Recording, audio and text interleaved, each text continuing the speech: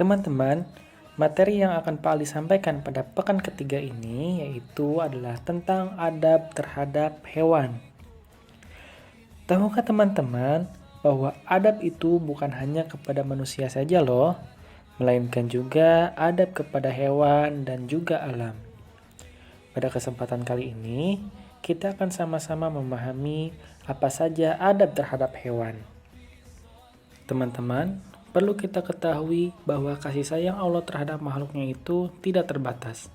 Maka dari itu, Allah memerintahkan kepada hambanya untuk berbuat baik dan mengasihi sayangi terhadap sesama makhluk.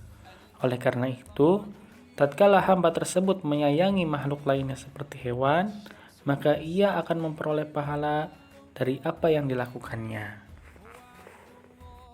Salah satu hadis tentang adab kepada hewan yaitu Rasulullah Shallallahu Alaihi Wasallam bersabda yang artinya, kasihanilah siapa saja yang ada di bumi ini, niscaya kalian dikasihani oleh yang ada di langit.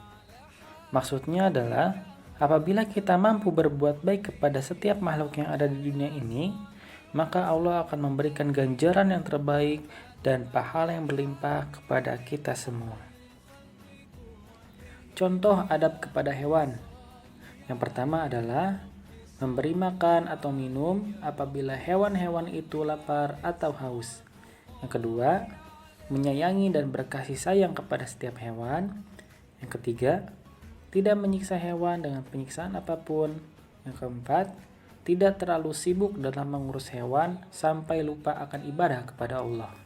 Dan yang kelima, menenangkan hewan sembelihan dalam syariat seperti hewan kurban. Berbicara tentang kurban, saat ini kita telah memasuki bulan Zulhijjah yang di dalamnya terdapat hari raya besar Muslim yaitu Idul Adha. Hari raya Idul Adha atau lebih dikenal dengan hari raya kurban akan segera tiba.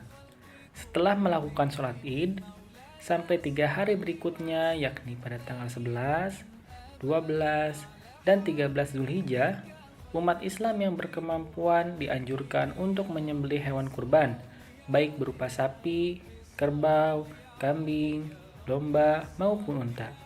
Dalam proses berkurban sendiri, terdapat adab-adab yang perlu diperhatikan terhadap hewan kurban. Adab terhadap hewan kurban. Yang pertama adalah menggiring hewan kurban ke tempat penyembelihan dengan baik. Yang kedua, menajamkan pisau yang digunakan untuk menyembelih hewan kurban. Hal ini dimaksudkan agar selama proses penyembelihan nanti hewan tidak terlalu merasakan sakit.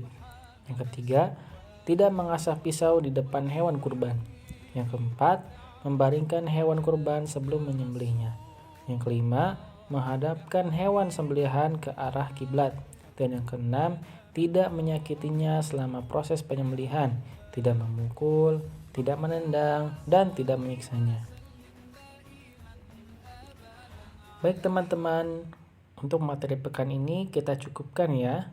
Terima kasih semuanya.